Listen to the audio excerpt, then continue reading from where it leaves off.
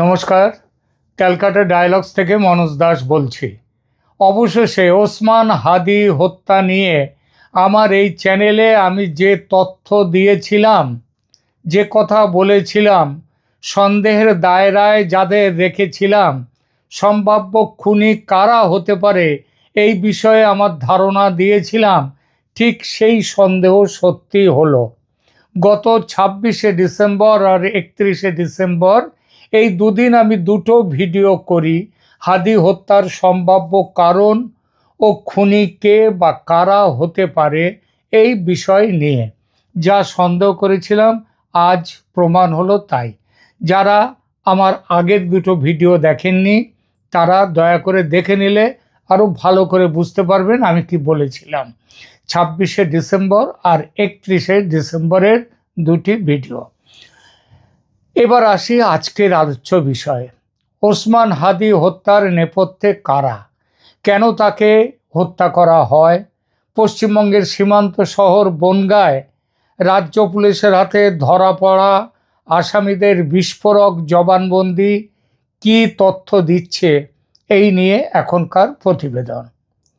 বাংলাদেশ ও ভারতের সীমান্ত রাজনীতি এবং অভ্যন্তরীণ নিরাপত্তায় এক বিশাল বিস্ফোরণ ঘটে গেছে। বাংলাদেশে আলোচিত ওসমান হাদি হত্যাকাণ্ডের অভিযুক্ত দুজন ঘাতক ধরা পড়েছে পশ্চিমবঙ্গের উত্তর 24 পরগনার বনগাঁ শহরে। কিন্তু তাদের গ্রেপ্তারের চেয়েও বড় হয়ে দাঁড়িয়েছে পুলিশের কাছে দেয়া তাদের জবানবন্দি। এই জবানবন্দি থেকে বোঝা যাচ্ছে যে হাদির ওপরে গুলিবর্ষণের সাথে সাথেই যেটা বলেছিলেন বাংলাদেশের পুলিশ, যে হাদি বাংলাদেশ থেকে পালিয়ে ভারতে এসছে এবং তাকে আশ্রয় যেই হত্যাকাণ্ড ঘটিয়েছে আওয়ামী লীগ এবং ভারতের যোগসাজশে এই হত্যা ঘটনা, এই গুলিকাণ্ড ঘটেছে, এটা তখন বলা হয়েছিল। পরে এখন জানা যাচ্ছে যে সেই খবরটা যে কতটা ভুল খবর এবং আসলে হাদি হত্যার সাথে কারা যুক্ত হত্যাকাণ্ডের চেষ্টার সঙ্গে, এবং আলটিমেটলি তার মৃত্যু হয় সিঙ্গাপুরে। কি বলেছে এই জবানবন্দি? নির্ভরযোগ্য সূত্র থেকে পাওয়া খবর অনুযায়ী এই জবানবন্দিতে বেরিয়ে এসেছে এমন কিছু নাম এবং এমন কিছু তথ্য যা শুনলে আপনি চমকে উঠবেন।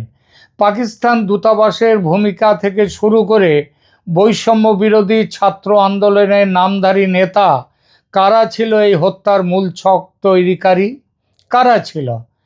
আজ আমরা এই ঘটনার পরতে পরতে লুকিয়ে থাকা চাঞ্চল্যকর সব তথ্য বিশ্লেষণ করব। ভিডিওটি শেষ পর্যন্ত দেখুন, কারণ শেষে থাকছে এক ভয়ঙ্কর রাজনৈতিক সমীকরণের ইঙ্গিত। কয়েকদিন ধরেই পশ্চিমবঙ্গের গোয়েন্দা পুলিশের কাছে খবর ছিল যে বাংলাদেশের হাই প্রোফাইল একটি হত্যাকাণ্ডের আসামিরা কলকাতায় গা ঢাকা দিয়ে আছে। তারা মূলত শিলিগুড়ি হয়ে কলকাতায় প্রবেশ করেছিল এবং কলকাতায় একটি সন্ত্রাসী গোষ্ঠীর চরের সহযোগিতায় তারা লুকিয়েছিল। কিন্তু পশ্চিমবঙ্গে আসন্ন ভোটের কারণে ও ব্যাপক আধা সামরিক বাহিনীর উপস্থিতির জন্য এই সন্ত্রাসী চর, কলকাতায় সন্ত্রাসীদের যে চর আছে সেই চর তাদেরকে লুকিয়ে রাখতে পারেনি, লুকিয়ে রাখার দায়িত্বে রাখতে চায়নি নিজেদের কাছে। রাজ্য গোয়েন্দাদের কাছে এই খবর পৌঁছে যায়। রাজ্য গোয়েন্দারাও দুজনের খবর, এই দুই খুনির ঘাতকের খবর পেয়ে যায়। গোয়েন্দা তথ্যের ভিত্তিতে পুলিশ যখন তাদের কলকাতায় ধরার ছক কষছে, ঠিক তখনই ঘাতকরা টের পেয়ে যায়, তারা বুঝতে পারে কলকাতায় তারা নিরাপদ নয়। তাই তারা গতকাল বনগাঁ সীমান্ত দিয়ে আবার বাংলাদেশে পালিয়ে যাওয়ার চেষ্টা করছিল। খবরে প্রকাশ, সীমান্ত পেরিয়ে তাদের আদালতে আত্মসমর্পণের প্ল্যান ছিল, কারণ তাদের ধারণা ছিল ভারতে ধরা পড়ার চেয়ে দেশে ফিরে যাওয়া এখন তাদের জন্য সহজ হতে পারে এবং সুবিধারও হতে পারে তাদের ভবিষ্যৎ। কিন্তু বনগাঁয় ওত পেতে থাকা পশ্চিমবঙ্গ পুলিশ তাদের হাতে নাতে গ্রেপ্তার করে। শুরু হয় ম্যারাথন জিজ্ঞাসাবাদ, আর সেই জিজ্ঞাসাবাদে তাদের মুখ থেকেই বেরিয়ে আসে একের পর এক বোমা। ঘাতকদের দেয়া তথ্য অনুযায়ী বাংলাদেশে ওসমান হাদিকে হত্যার পর তারা সরাসরি আত্মগোপন করেছিল, মানে লুকিয়েছিল কোথায়? ঢাকার পাকিস্তান দূতাবাসে। এ কথা আমি যেমন বলেছিলাম আমার আগের ভিডিওতে, তেমনই বলেছেন বাংলাদেশের ব্লিটস পত্রিকার সম্পাদক। তিনিও বলেছেন এই একই কথা। তিনিও বলেছিলেন পাকিস্তান দূতাবাসে লুকিয়ে থাকার কথা। ভাবুন একবার, একটি দেশের মাটিতে হত্যাকাণ্ড ঘটিয়ে অন্য একটি দেশের দূতাবাসে তারা নিরাপদ আশ্রয় পায়। তারা সেখানে কতদিন ছিল? তাদের জবানবন্দি অনুযায়ী বাংলাদেশে নির্বাচন শেষ না হওয়া পর্যন্ত তারা সেখানেই ছিল। তাদের আশ্বাস দেওয়া হয়েছিল যে জামাত এনসিপি জোট, যারা এই হত্যার পরিকল্পনার সাথে যুক্ত, সেই জোট ভোটের পর ক্ষমতায় বসলে তাদের যা হোক একটা বিচারের ব্যবস্থা করে, মানে একটা প্রহসন তৈরি করে প্রমাণ অভাবে তাদের খালাস দেয়া হবে। কিন্তু নির্বাচনে যখন জামাত জোটের পরাজয় নিশ্চিত হয়, তখন তাদের সেখান থেকে সরিয়ে দেওয়ার পরিকল্পনা করা হয়। গোয়েন্দা পুলিশের একটি বিশেষ অংশের সহায়তায় তাদের মেঘালয় সীমান্ত দিয়ে ভারতে পুশ করা হয়। সেখান থেকে তারা চলে যায় উত্তরবঙ্গের শিলিগুড়িতে এবং পরে শিলিগুড়ি হয়ে কলকাতায় এসে, আগেই বলেছি, তারা স্থানীয় সন্ত্রাসীদের একটি চরের সঙ্গে যোগাযোগের চেষ্টা করে, কিন্তু কোনো এক অজ্ঞাত কারণে তারা দায়িত্ব নিতে, অজ্ঞাত কারণ আর কিছুই নয়, ধরা পড়ে যাওয়ার ভয়। কিন্তু এখানে তো সব ডাবল ক্রস থাকে, ডাবল এজেন্টও থাকে। তারা একসাথে সন্ত্রাসীদেরও এজেন্টের কাজ করে, আবার সেই খবর সরকারকেও তারা জানিয়ে দেয়, এমন লোকও থাকে।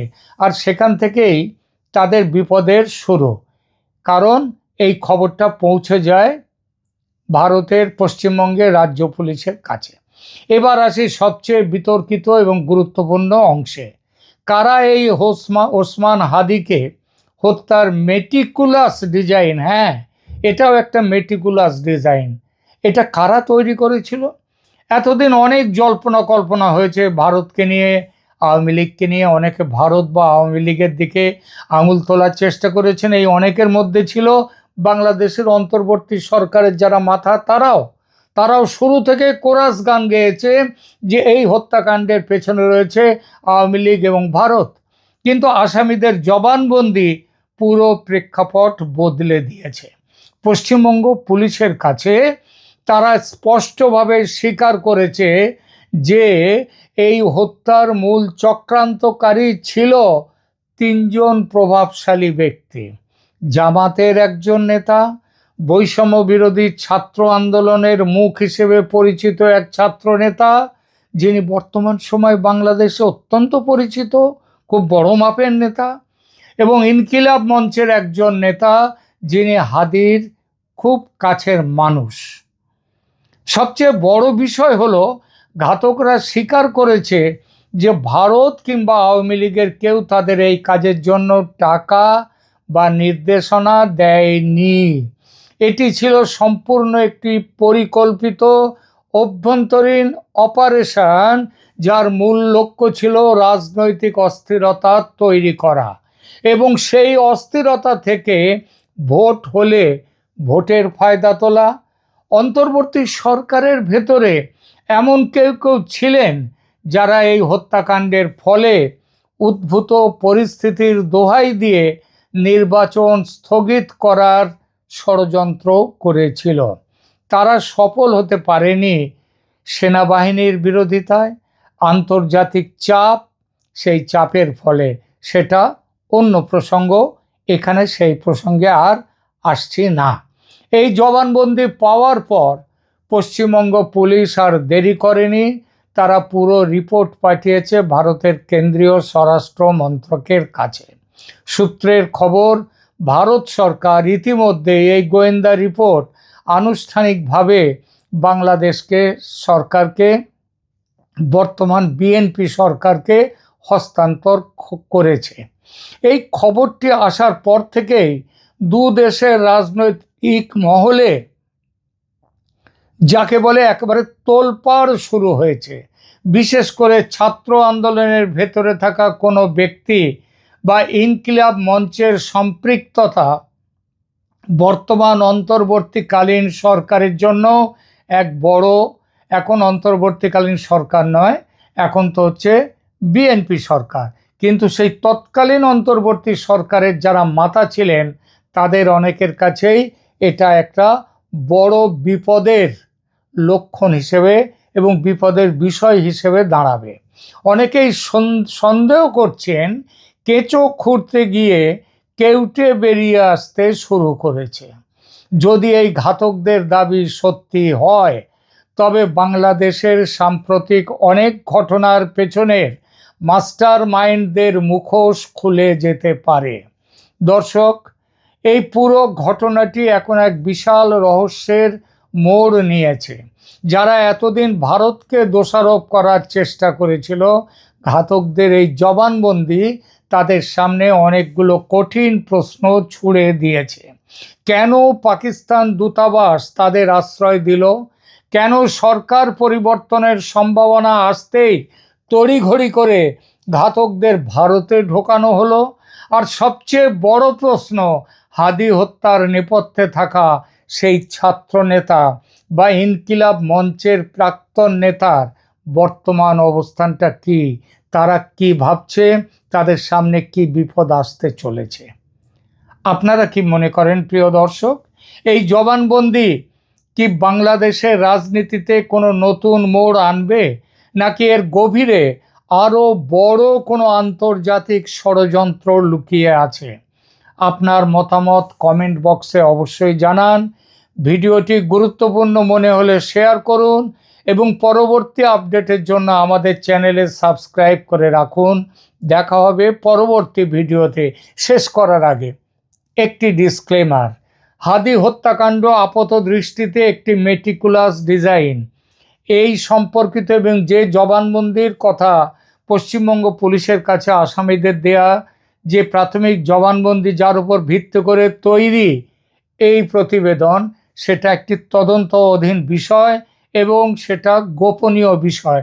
তবু তা সত্ত্বেও যেসব খবর বিভিন্ন নির্ভরযোগ্য সূত্র মারফত জানতে পেরেছি, এখানে সেই খবরটি দিলাম।